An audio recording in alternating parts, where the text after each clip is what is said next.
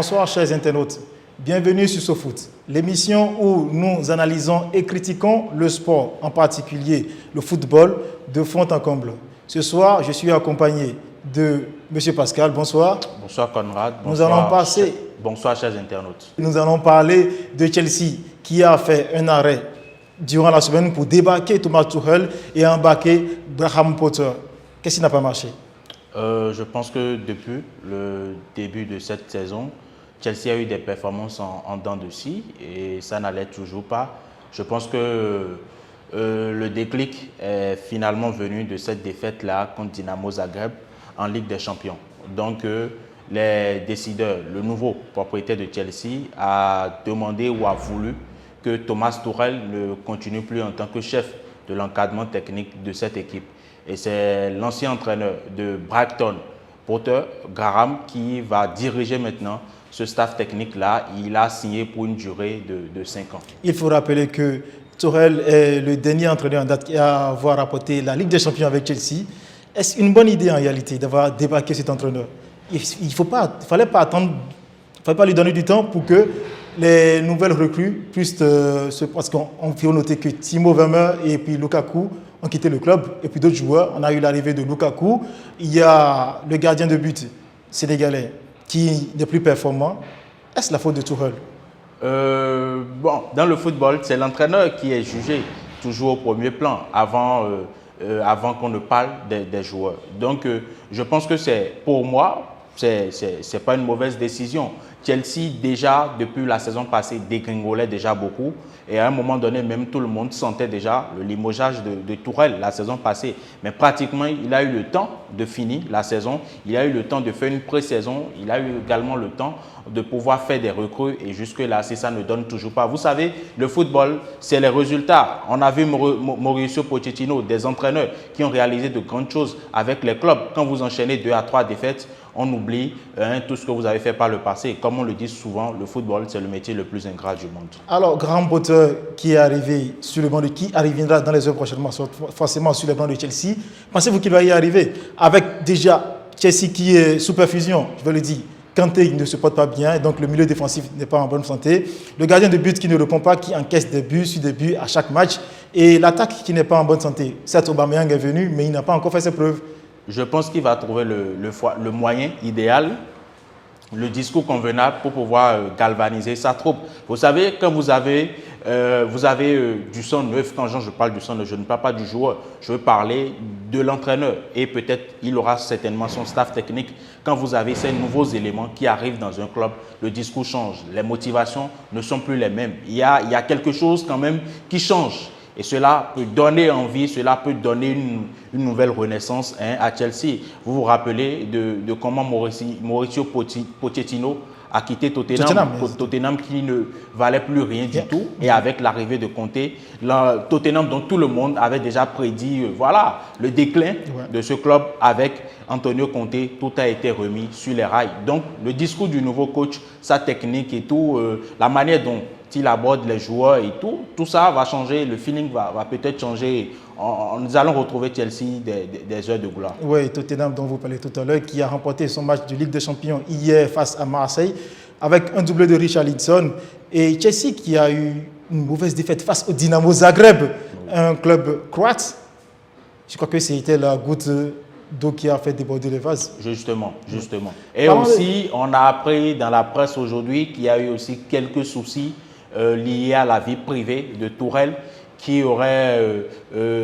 dont le vestiaire a eu vent. Après ça, on a parlé également du transfert avorté de Cristiano Ronaldo parce que le propriétaire de Chelsea a insisté à avoir Cristiano Ronaldo dans son équipe. Mais Tuchel aurait évoqué qu'il allait détruire son vestiaire. Donc, il y a eu ces antécédents aussi qui n'ont pas aidé Tuchel a toujours être maintenu comme entraîneur principal de Chelsea. On souhaite beaucoup de chance à Graham Potter dans son nouveau rôle d'entraîneur des Blues. Et on va aller vers l'autre club rival de Manchester, Liverpool, face à Napoli.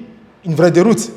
Oui, une vraie déroute qui ne m'étonne pas, vu la dynamique de Liverpool cette saison, qui évolue en dents de scie également. Liverpool jusque-là n'est pas encore l'équipe qu'on a l'habitude de voir les week-ends ou en semaine. Ce n'est pas encore cette équipe-là qui joue avec autant de clameur, avec autant d'ambition à Anfield. Ce n'est pas encore ce que nous sommes, ce à quoi nous sommes habitués quand on parle de Liverpool. C'est une défaite qui n'étonne pas quand même le monde du football. Quand on voit un peu la physionomie, la façon dont Liverpool a enchaîné ces derniers matchs, ça n'augurait rien de bon. Et comme nous sommes dans le moment du maraboutage, est-ce que Sadio Mané était vraiment le marabout de Liverpool? Non, moi je pense toujours que c'est trop tôt de le dire. Même si Sadio Mané était là, je pense que ça n'allait pas changer. Liverpool, en fait, le problème, Liverpool est en train de rouler le même effectif depuis près de 5 ans avec Klopp. Et ce sont ces mêmes gars qui ont maintenu la barre vraiment à un niveau donné. C'est ces mêmes gars qui faisaient forte sensation jusque-là. À un moment donné, les organismes vont commencer par relâcher. Et il faudrait acheter, il faudrait prendre de nouveaux gars sur le marché. Et Liverpool a seulement recruté en attaque avec Luis Diaz, Nuno Mendes. Mais ils ont oublié vraiment que le jeu de Liverpool est souvent porté par les latéraux. Oui. Les latéraux. Et en plus, un milieu qui tourne très bien. Aujourd'hui, vous voyez les deux latéraux, Alexander Arnold, que ce soit Robertson ou que ce soit Anderson, ne sont pas dans la forme de leur vie. Et quand Liverpool subit, on voit que Alexander Arnold est vraiment limité défensivement. Et il l'a montré encore hier. Il va falloir réorganiser les choses, revoir un peu les latéraux, s'il faut prendre de nouveaux latéraux, s'il faut encore revoir l'équipe. Mais je pense qu'on est déjà en début de saison, on est déjà en cours de saison. Ça va être vraiment compliqué pour Liverpool. Nous sommes en début de saison, mais Arsenal cartonne. Manchester United a retrouvé une belle forme. Manchester City qui ne s'arrête pas avec son cyborg. Nous allons parler maintenant du coach de Liverpool, Jürgen Klopp. Est-ce que son poste est menacé? Je ne pense pas. Je ne pense pas que son poste soit menacé. Liverpool, en réalité, Liverpool n'est pas, quand vous suivez Liverpool, ce n'est pas un club qui licencie aussi rapidement ses entraîneurs. Liverpool donne souvent la chance à ses entraîneurs de travail. C'est un peu comme Arsenal avec Arteta. Arsenal a vraiment patienté avec Arteta. La presse parfois même motive le licenciement de Arteta. Mais jamais ce club n'est tombé dans ce piège. Aujourd'hui, on a Arteta qui a vraiment formé une équipe de rêve avec des jeunes, avec une moyenne d'âge de 20 ans, 21 ans, qui font vraiment forte sensation. Je pense que la direction de Liverpool donnera le temps à Klopp encore de réajuster les choses. Donc on espère que d'ici décembre, à l'ouverture du transfert hivernal, on ait de nouveaux joueurs à Liverpool, que ce soit au poste de défenseur ou au poste de milieu défensif. Parce qu'il faut le noter, Milner et Anderson ne sont plus à leur forme. Fabinho a perdu totalement ce qu'il avait comme football quand il est arrivé à Liverpool. Et peut-être la blessure de Naby Keïta et celui de Thiago Motta. Oui, mais je pense que c'est depuis la saison passée que Fabinho ne tenait plus bien. Sinon, depuis qu'il a quitté Monaco, il a toujours répondu présent. Que ce soit dans le système de Rodgers, que ce soit dans le système de Klopp. Je pense qu'ils auront le temps quand même de réajuster les choses. C'est souvent Chelsea et Manchester United qui ne badinent pas du tout en cas de résultat. Et quand vous enchaînez des mauvaises défaites, vous-même vous savez idéalement que vous devez partir. Et payer les indemnités de licenciement ne paraissent rien pour ces clubs. Tuchel sera indemnisé autant pour moi à hauteur de 15 millions d'euros. 15 millions d'euros, ce n'est pas petit, mais ça se fera, surtout comme nous parlons du football d'Angleterre, c'est du football caviar, il y a beaucoup d'argent dans ce championnat. Nous allons quitter l'Angleterre, mais nous allons toujours rester en Europe pour parler de Karim Benzema. Il est blessé. Est-ce qu'il risque de perdre le titre de Pichichi? Là, le titre de Pichichi de cette saison est menacé. Depuis que Lewandowski a débarqué en Espagne, qui ne finit pas de marquer, je pense que ça va se jouer vraiment sur des détails.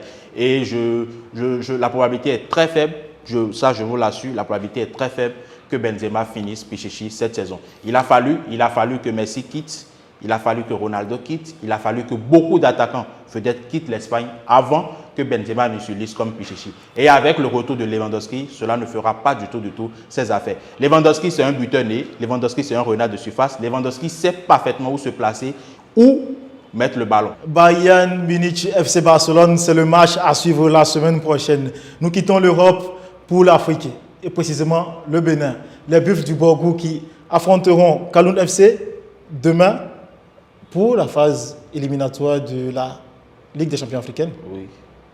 De la Coupe CAF. De la Coupe CAF.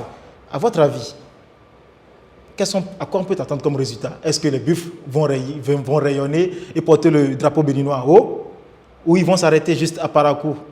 Je pense que Buffles a ses chances. Ils ont fait une bonne préparation. Ils ont enchaîné des matchs amicaux. Buffles a ses chances de jouer demain, encore que la manche aller c'est à domicile. Les supporters de Coton FC qui jouent le dimanche ont prévu être là. Les supporters de Buffles feront le déplacement. Le 12e homme ne leur fera pas défaut. Et avec la préparation que Buffles a eue, je pense qu'ils seront à la hauteur de cette équipe demain. Et il faut ajouter que depuis 5 ans, les Buffles n'ont jamais manqué le top 3 du championnat béninois. C'est le club le plus constant au Bénin, comme j'ai souvent l'habitude de le dire. Vous citez les plus grands clubs au Bénin, Buffles fait partie de ces clubs-là. Nous n'allons pas prendre une pause, nous allons enchaîner avec le match du dimanche. Le match tant attendu, Coton FC qui affronte la SEC d'Abidjan. Oui, la SEC Mimosa. Je pense que ça va être chaud.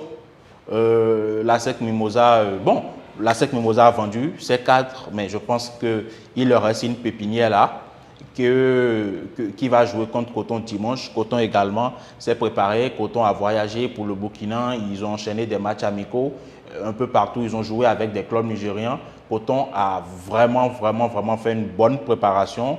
Ils ont mis les moyens. Ils ont mis les moyens, comme on le dit souvent. Avec l'entraîneur également, qui a participé à des compétitions africaines avec Oroya, je pense. Bien sûr. Voilà, Victor Zoufka, qui est un habitué et tout.